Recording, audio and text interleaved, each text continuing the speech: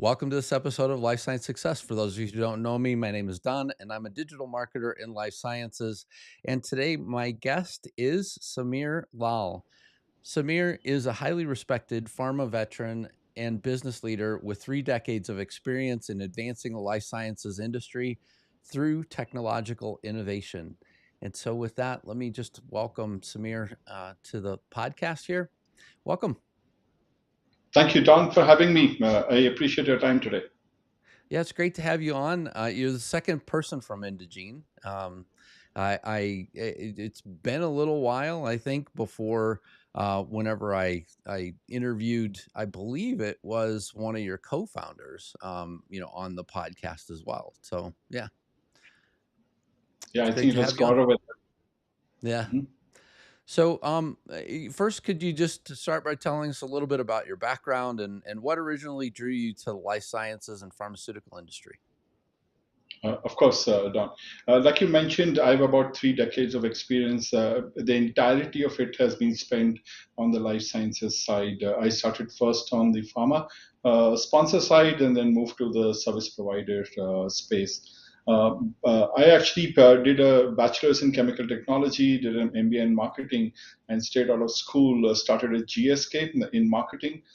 Did another stint with another pharma major, and then started a career on the service provider side with Sutherland Hennessy, the part of the WPP group, and then moved to the dark side with Indegene in 2006. I've been with them ever since. I've been fortunate to play a variety of roles, a variety of locations, and it's been a phenomenal journey thus far. But like I said, everything has been only on the life sciences side. That's great. And yeah, it's always interesting as well whenever you hear like the educational journey transitioning into like the business journey as well. Um, what was it that led you from science more towards the business side of things? Very interesting. Actually, first is what drew me to the industry in the first place, right? So, because I did chemical technology, I had a lot of interest in the chemistry side. Maybe at the heart, I knew I didn't have the chops to be a physician. So, the pharmaceutical industry was the second best option in that sense, right? So, that was one. I think the MBA was very good because that allowed me to get a sense of the business side of things. And after the initial stint on the sponsor side, I realized I want to be on the service provider side, helping solve client problems, the variety of challenges that they present, and also have a chance to be really in the forefront of one of the most complex industries which is out there. So it's been a fascinating journey. I'm not sure all of it was truly planned, but as each card unfolded, you take the next steps, right? You know how it goes. Yeah, I mean, it happens with all of us, right? I mean, there's a a decision normally in front of us, go this path or that path, and then we have to decide. And normally there's some level of interest, in going one direction or the other. So, with all of your experience in pharma, how have you seen the industry evolve, especially through the waves of technology like the internet and cloud adoption, generative AI? No, absolutely. So actually, the advent of generative AI in my mind is truly the third wave, right? The internet was the first, adoption to cloud was the second, and here comes Gen AI. But before I talk about the technology and its adoption in the industry, we all have to recognize the industry has always been known for innovation, right? They've always been at the forefront of cutting edge pieces, whether it was CAR T therapy. And I feel the industry truly came of age during the COVID-19 pandemic with the vaccines, and where everybody came together, right, and came through for the best of humanity. And I think that is truly a testament of the value that industry brings to the table, the innovation that comes through it, right, and always willing to surmount challenges which comes their way. And I believe that's the way with AI as well. The paramount principle of the industry which it has been founded on is first do no harm, right? So this cautious optimism, right? So what you want to make sure is, hey, there's a new technology, but before we truly adopt it, let's see all its manifestations, make sure, right, we are aware of all the risks, and so on. And being in a regulated industry, it took its time. But now that it is done, I feel now we are seeing that crest of the wave start to happen in terms of adoption. And I'd love to talk a little bit more about that. But in general, I feel the industry across the value chain, from the clinical R&D side all the way to commercialization, is starting to see the ramification of actually adopting a technology like generative AI. So it's been, I think, it's been a great start, and let's see how it goes. It's amazing to me, as well, just watching how fast a lot of these things are developing, as well. I'm not, look, I'm not in the AI industry, but at the same time, I sort of, um, am somebody who is somebody who's adopted it, inside of my company, and then also, working with other companies, and we frequently talk about how are they using AI, and I've seen the resistance as well, where people are like, oh, this doesn't do a very good job, and I'm anymore. I mean, essentially, I mean, if you look at what we do in terms of creating content for people and things like that, I mean, we feed it a persona. It understands who exactly the AI is writing for. There's a level of understanding as well in terms of what's acceptable and what's not. I mean, to me, the ideas that it generates and things like that oftentimes need very little adjustment anymore, where early on, I mean, at least whenever I started with it, it was constantly, where you were adjusting and saying, no, I don't want that or whatever, and sometimes I would just give up and just go, okay, I'm gonna finish this piece or whatever on my own. So yeah, I just watching, from the sidelines is amazing, to watch what's happening in the industry. Yeah, and interesting what you talked about adjusting and so on, right? One of the metaphors I actually use for this is the car wash, Don. If you remember, perhaps 2 decades ago, all of us used to wash the cars ourselves, right? We used to get a bucket of water and soap and so on. It took us an hour, right? But we did it. And only when we had to do it, and now we need to clean the car. Now, what we do is we go to a car wash. We spend $15, $20. It gets it done in a jiffy. However, when it comes on the other side, we don't drive, walk away. We go to the vacuum station, we clean the car. We actually take a towel, clean out some of the spots. We finish it. And that's what it is, right? It gets bulk of the job done. It makes efficient use of my time, right? It allows me to do something far more productive than, hey, wash the car. But it's not the finish. It doesn't finish the job. I like it exactly rightly so, right? And I think that's exactly where we are. Yeah, absolutely. So you've been a part of Indegene's leadership for over 18 years, helping it grow. Can you describe your current role and then how it helps to drive the company's mission today? I'll answer in the reverse order. First, I'll tell you a little bit about Indegene and then the roles that I play here. Indegene is a 26-year-old company, and our position is a digital-first life sciences commercialization company. All three are important. Digital first, we always take with the lens of technology and automation. Life sciences, because this is the only space we operate. And commercialization is we help clients actually make their products come to life and succeed. So my role is actually three-pronged. My primary role is I drive the enterprise medical solutions business at Indegene. So I oversee all our work across medical affairs, regulatory, safety, and market access. My second role is I'm an executive sponsor for all our generative AI work across the firm. And my tertiary role is I also head our US Canada business. So depending on the time of the day, I might be wearing one of those hats. Yeah, I- it, it's an interesting thing to think about. You have both the technology role as well as a commercial role, both in the U.S. and Canada too. I mean, I would imagine that there's a level of balance that you have to sort of think about all the time. Hey, look, making sure that you keep the plate spinning on the global role that you have, in addition to the work that you're doing on the technology side.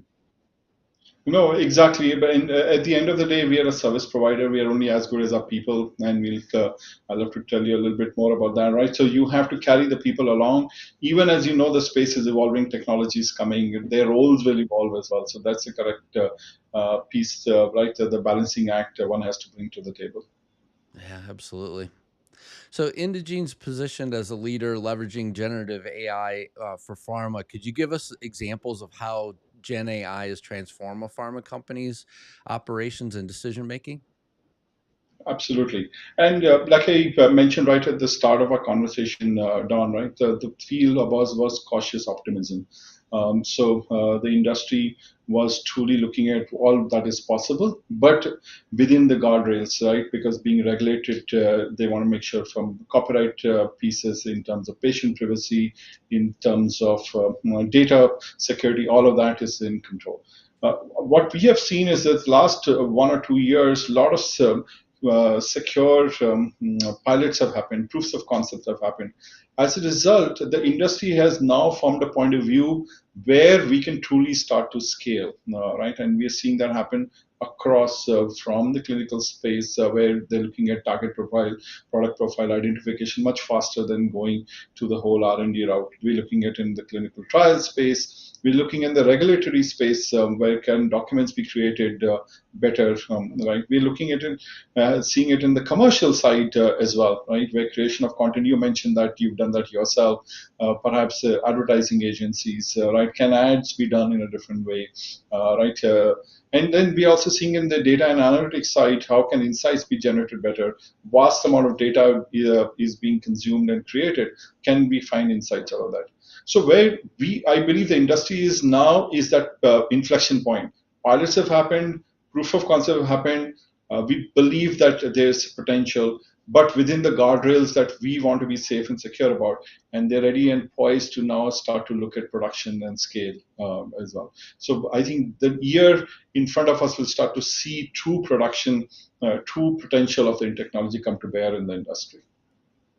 So maybe for somebody that doesn't understand this side of things as well. So you have um, basic LLMs or basic language models that are out there. How does generative AI differ? Maybe that might be a helpful definition for somebody as well that's out there.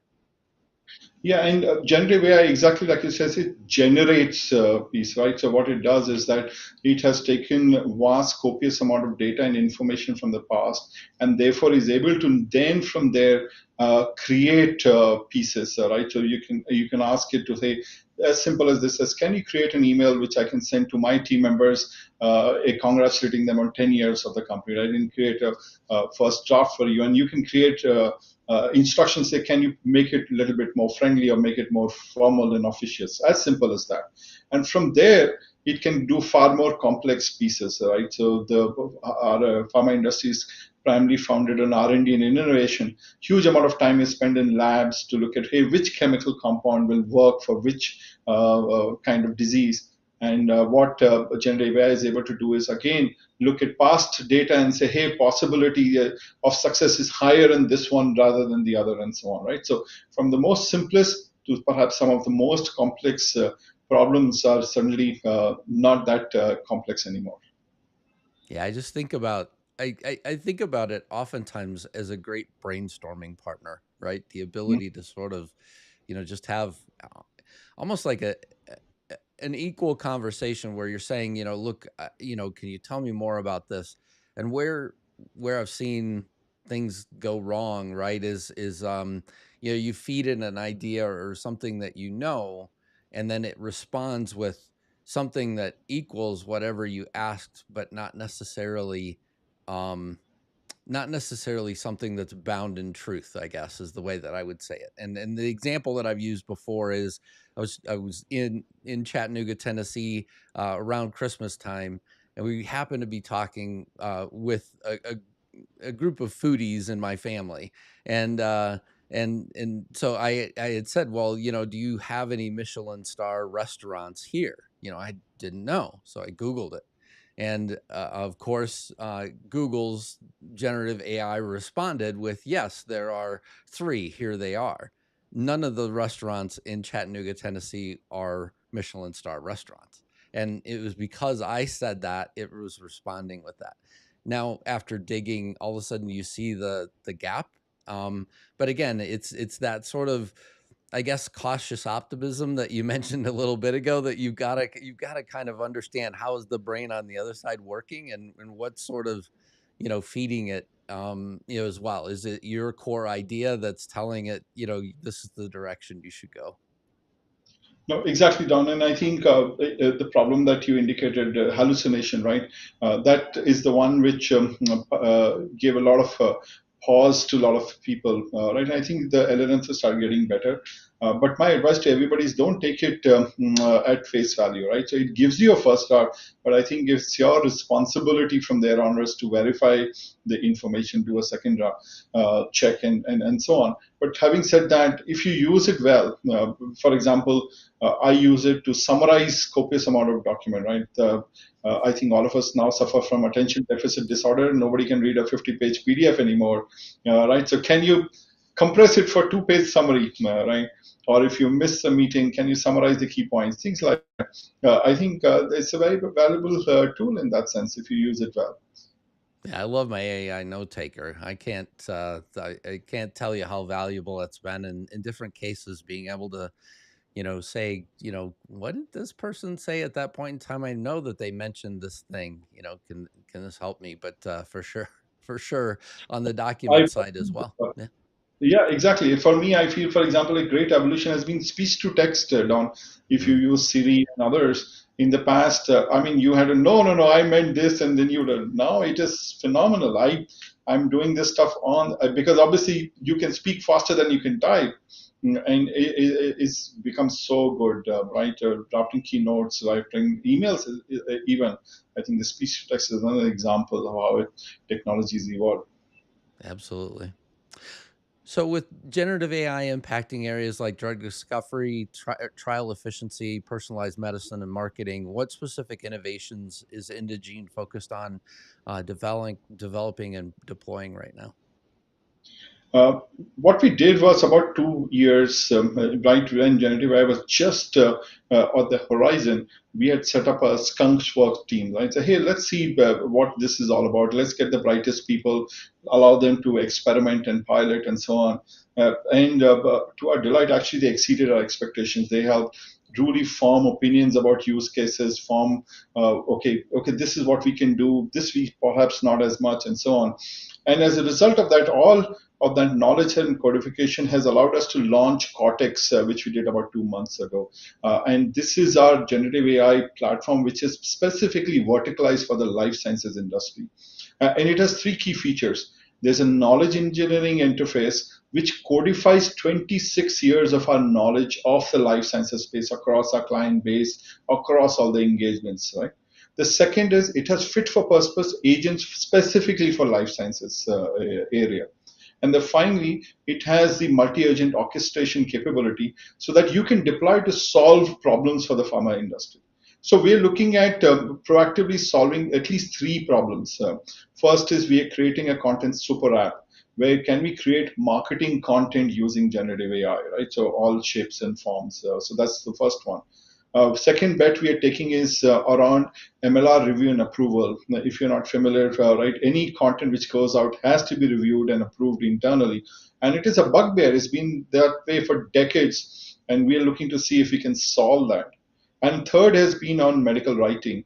But can we have first draft or documents which go to outside influencers, regulators, payers, created using generative AI? So we're using all three. But having said that, I think we have literally few dozens of other use cases which we are deploying for clients and also scaling up. So we're very excited about what the initial uptake of Cortex has been, and I believe the last word is yet to be spoken.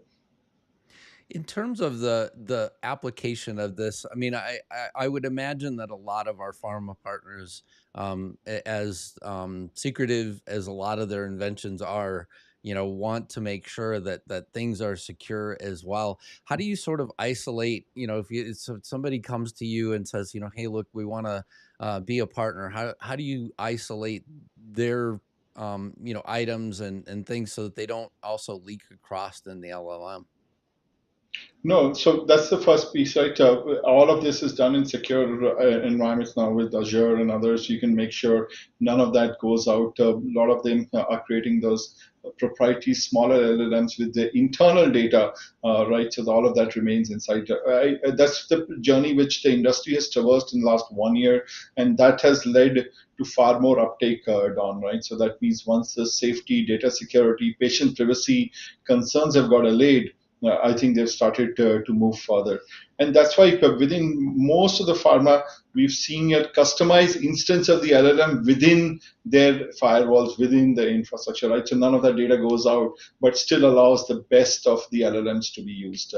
I think most of the CIs have done a bang up job on pharma, making sure all of the data, information, everything remains secure. Yeah, definitely. And so, what are some of the biggest challenges in the pharma companies in terms of integrating new technologies like generative AI?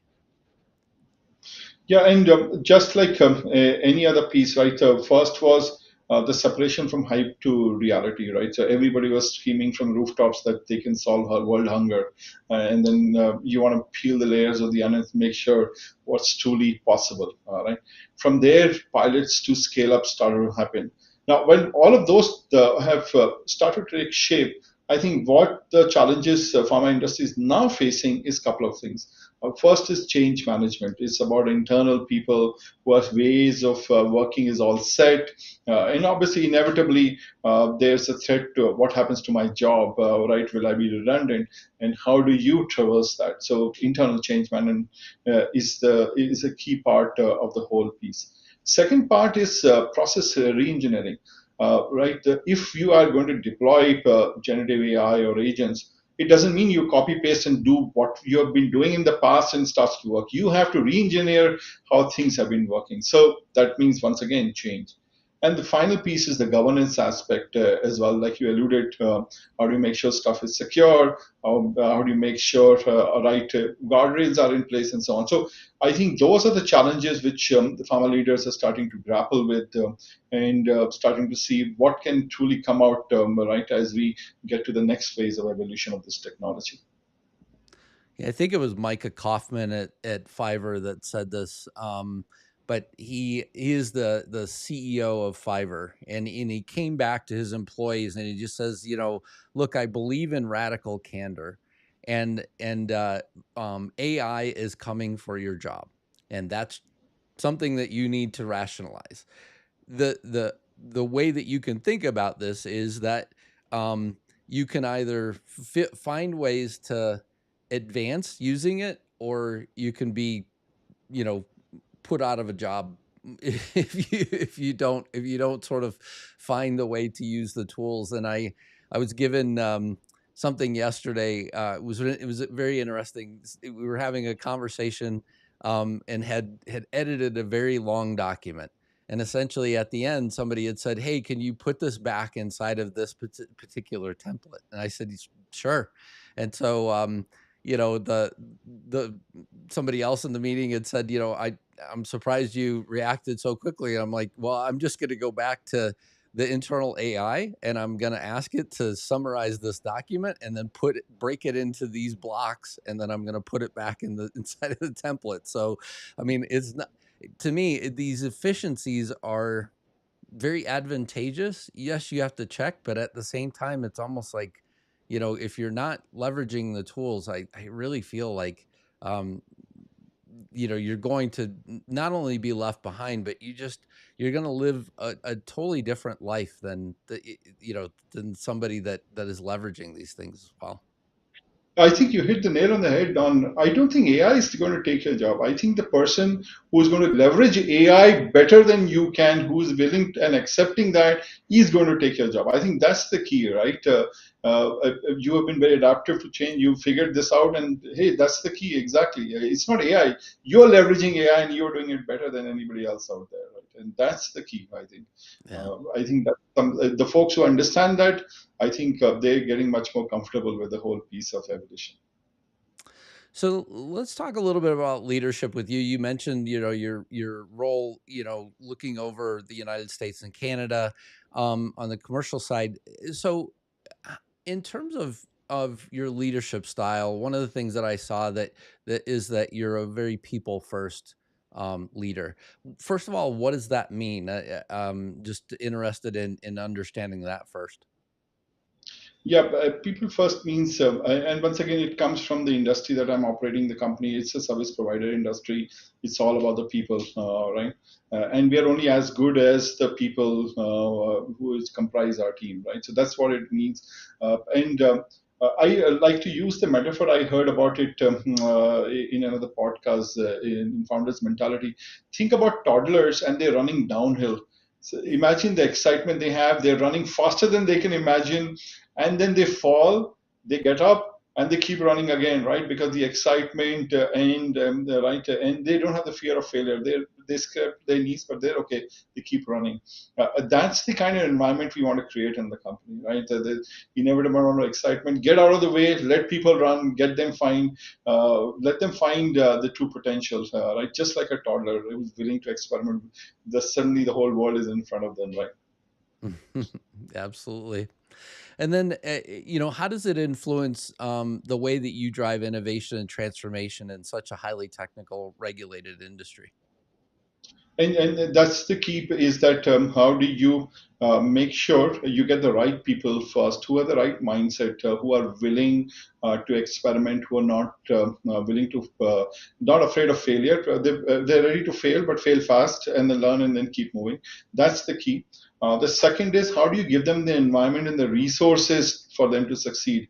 And the third, and this is the most important part, get out of the way, right? Sometimes we actually stifle progress more than anything else. So let them find ways. Some of these folks do such great jobs done, I can't tell you. So that's what is my role, right? I find the right people, get them the resources, and then I get out of the way. Yeah, yeah.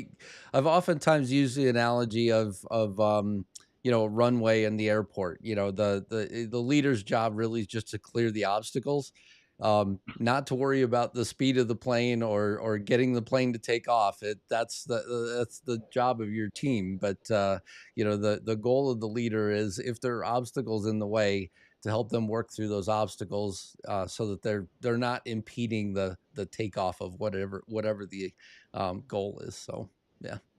Yeah, and my role is just to be an enabler, right? So remove the obstacles, provide the resources, perhaps pick them up when they fall, and that's about it. Rest of the stuff they figure them out on their own. Absolutely. What's the greatest piece of leadership advice that you've received? Actually, it's been 3 decades, so it's not been one, as you can imagine. It's been a few.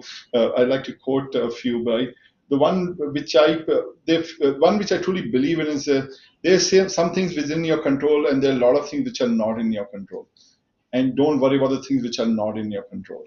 We spend far too much more time on things which are completely out of your control, thinking the worst case scenarios. Inevitably, the worst case scenarios do not pan out, and you figure, why did I waste the time and energy? So my first piece is I focus only on things that I can control. I just try to do them well, and then I don't worry about the others. The second piece is being making sure that I'm very, very open to learn, right? And therefore, the growth mindset is very, very important. I'm a firm believer that human beings can do anything as long they apply themselves to it, and it takes a little bit of time. The most important piece is the attitude you bring, right? So a learning mentality, a mindset is an important piece as well. And a final piece is listen more than talk. I think sometimes a lot of the team members, etc., just want a patient listening. They're not expecting you to act on everything, but sometimes they miss somebody just listening to them. I feel the art of active listening is a lost art. Just sometimes just listening and hearing the nuances come through body language and so on. So those are a few nuggets. I know more than one that you've said, but at 3 decades you create a lot of junk, right? I think it was Janet Kwiatkowski last week that just said the thing about there's a reason why God gave you two eyes, one mouth, and two ears. So Right. otherwise we'd be talking a lot more. Obviously, if we had two mouths. So That's true. next question: what inspires you? Yeah, and I think the key has been for me being in front and center with our clients, helping solve their business problems and working shoulder to shoulder with my team members. I think I have an incredible team, incredibly talented team, which is then every day comes up excited to solve a problem for our clients. I think that excites me, right? Seeing the way some of my younger team members, the work ethic they bring to the table, the way they approach a problem, completely different from mine. And the amount of energy, boundless enthusiasm folks have, that energizes me after 3 decades here. I said, okay, if that guy can do it, I can do it as well. So I'm trying to match energy to energy, step to step with those guys. So that really excites me. Yeah, it's really important to have sort of just really broad view of, the individuals that are out there that are doing things. I feel like to try and set the bar for all of us, right? And I think that's an important thing. I did want to mention, so I got a question from online from Louis Bertrucci, I believe. Hopefully I haven't butchered your name too bad. um, his question was, how can leaders further elevate patient-centric strategies? He just says, look, Sameer's insight into digital transformation is so inspiring. And so his question is, how can leaders further elevate patient-centric strategies? Thank you for asking that question. I believe I think the key thing is putting ourselves into the patient's shoes, right? Spending a day in their lives of what actually goes right as they suffer to whatever disease or condition they have, and then work backwards from there. Says, what can I do to make the things better for that patient, right? What in my small way can I make an impact? Whether it's through marketing, whether it's through my medical affairs capability, whatever small way, right? I think most important is to put ourselves in the patient's shoes, maybe day in the life and so on, observe, fly on the wall. I think that sometimes generates a huge amount of insights and ideas and perhaps inspiration as well.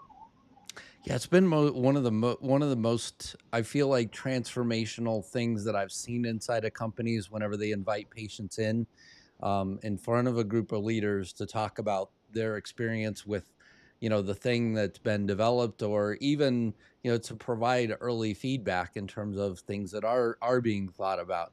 And so, listening to both sides of those from the patient's perspective has been, really transformational for a lot of companies that I've worked with in the past as well. Mhm. Mhm. Sameer, what concerns you? Actually, what worries me a lot if people's mindset is resistant to change. You alluded to that, right? I'm also a firm believer we have to embrace the change, right? And that's the only way you'll get ahead of the change. The more resistant we are, right, it only makes it worse. Change is inevitable in whatever shape or form. And that worries me when I see people who are resistant to change, who are used and comfortable in their own ways of working and not willing to evolve, right? That really sometimes rankles me if that's the right phrase. Yeah, absolutely. It's definitely something that I feel like change is always coming at us one way or the other. And so yeah, I think you said it earlier on, where you can worry about the things that are the noise in the periphery, but where your focus really needs to be on is how you move forward. So yeah. Last question: what excites you? Don, I'm going to date both of ourselves, but we are the generation which actually started with the rotary phone, then saw the big car phone of Nokia. We saw the first launch of iPhone. We've also seen Google Glass come through, right? So just think about the iteration. So that's what excites me, right? We have been very fortunate to see the evolution or the few decades of our lives. I'm really excited what the next evolution comes through. Even generative AI in the last 2 years has been phenomenal, right? Each iteration, right now it's about agentic AI. I don't know what's the next wave coming through. So that's what excites me every day, saying what's the next piece, what else can I do here, what more can I learn, what more can I experiment, what more can I give back. I think that what excites me a huge lot. Yeah, I definitely am very excited about the future of AI and where things are going with this. I also, in terms of the transformation of technology, in our lifetime, it has been amazing to be a bystander for a lot of it, and I definitely look forward to seeing things as well. So Sameer, thank you so much for joining me on the Life Science Success Podcast. I greatly appreciate you being here and for sharing with us, the things that you're doing at Indegene in this industry, and all the great things that you're doing, with your team in the world as well. Thank you so much for having me. I really enjoyed our time together. Thank you so much. Wish you the very best, Don. Thanks a lot.